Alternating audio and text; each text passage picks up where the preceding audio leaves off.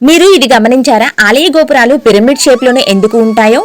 మనము ఆలయానికి వెళ్ళినప్పుడు ముందుగా మన కంట పడేది ఏంటి? ఆ భారీ గోపురం, ఎత్తుగా అద్భుతమైన శిల్పాలతో ఆకాశాన్ని తాకేలా కనిపించే ఆ టెంపుల్ టవర్సే కదా. కానీ ఎప్పుడైనా ఆలోచించారా ఎందుకు చాలా ఆలయ గోపురాలు పిరమిడ్ షేప్ లోనే ఉంటాయి?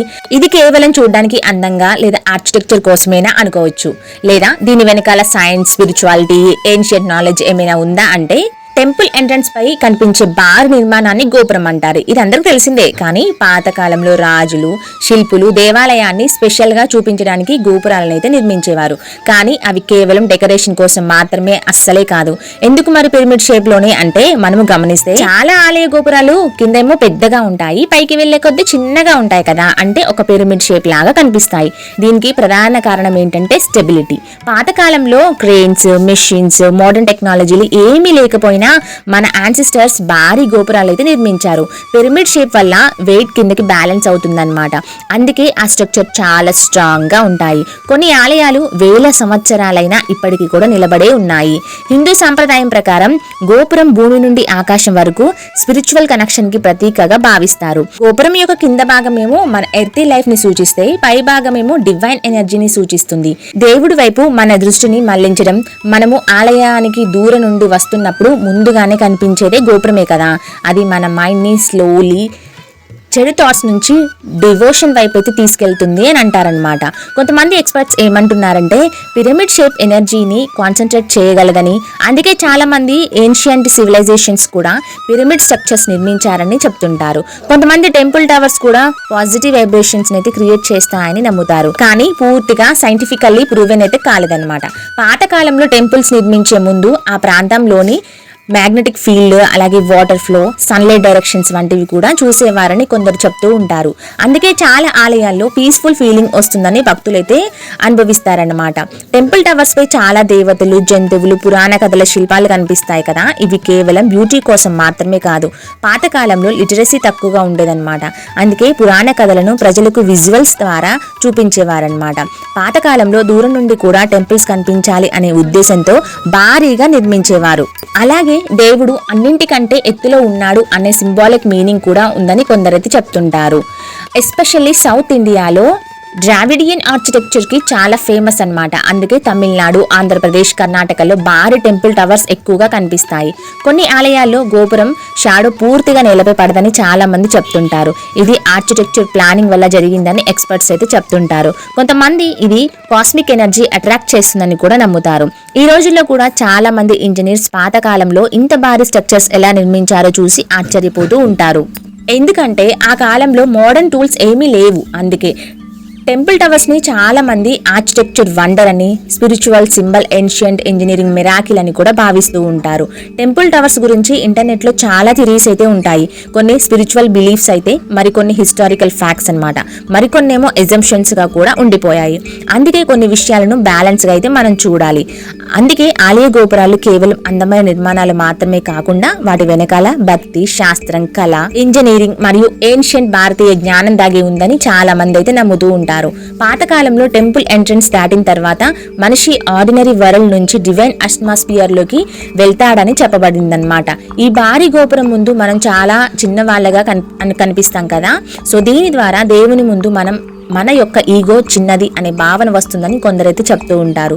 మనిషి ఆకాశం వైపు లేదా ఎత్తైన నిర్మాణాల వైపు చూసినప్పుడు కొంత పీస్ఫుల్ ఫీలింగ్ వస్తుందని సైకాలజిస్ట్ కూడా చెప్తున్నారనమాట. అందుకే టెంపుల్ టవర్స్ డిజైన్ కూడా డివోషన్ ఫీలింగ్ పెంచేలా ఉండేదని అంటారనమాట.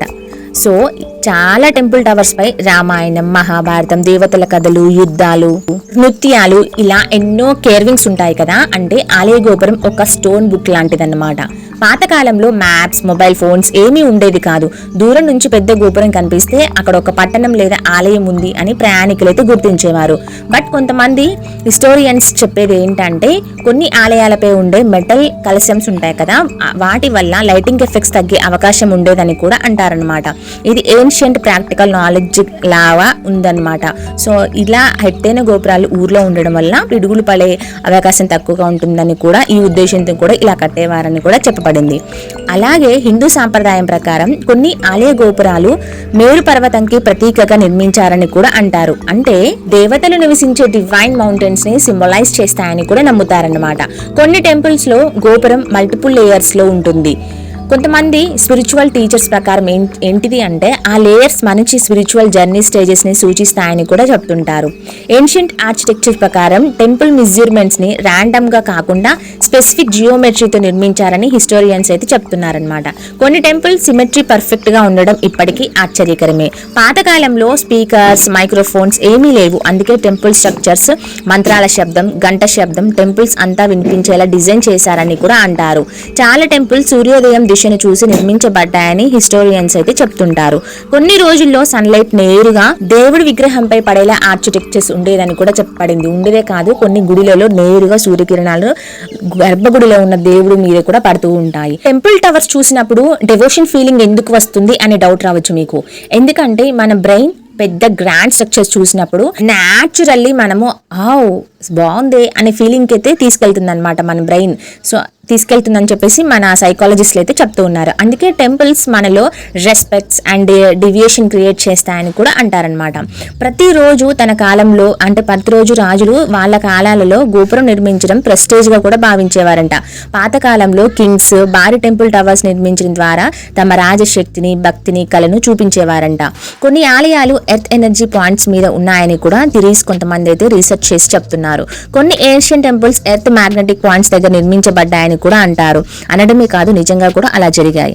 అందుకే అక్కడ స్పిరిచువల్ వైబ్రేషన్స్ ఎక్కువగా అనిపిస్తాయని కొందరైతే నమ్ముతూ ఉంటారు. కానీ ఇవైతే ఇంకా పూర్తిగా సైంటిఫికల్లీ ప్రూవెన్ అయితే కాలేదు. ఇంతే కాదండో, టెంపుల్ టవర్స్ ఒక ఎనర్జీ ఫనల్ గా కూడా పనిచేస్తాయని బిలీవ్ చేస్తున్నారనమాట. కొన్ని స్పిరిచువల్ బిలీఫ్స్ ప్రకారం ఏంటంటే pyramid and like structures cosmic ఎనర్జీకి కిందికి పంపుతాయని కూడా అంటారనమాట. సో పిరమిడ్స్, సో ఈ టెంపుల్స్ టవర్స్ కూడా పిరమిడ్ షేప్ లో ఉన్నాయి కనుక కాస్మిక్ ఎనర్జీ కిందికి పంపుతాయని అయితే నమ్ముతూ ఉంటారు. అందుకే గోపురాల షేప్స్ కూడా స్పెషల్ గా అని చాలా మంది భావించి ఇలా అయితే నిర్మించేవారంట. సో ఈ రోజుల్లో కూడా మన మోడర్న్ టెక్నాలజీ ఎంత పెరిగినా వేల సంవత్సరాల క్రితం నిర్మించిన కొన్ని ఆలయాల మిస్టరీస్ ఇంకా పూర్తిగా అయితే మనం అర్థం చేసుకోలేదు. అందుకే మన ఏన్షియంట్ ఇండియన్ ఆర్కిటెక్చర్ ప్రపంచాన్ని ఇప్పటికీ కూడా ఆశ్చర్యపరుస్తూనే ఉంది. సో ఇదండి ఆల్ అబౌట్ మన గోపురాలు ఎందుకు పిరమిడ్ షేప్ లోనే ఉంటాయనేందుకు. సో ఇన్ఫర్మేషన్ నచ్చితే లైక్ చేయండి. Thank you for watching.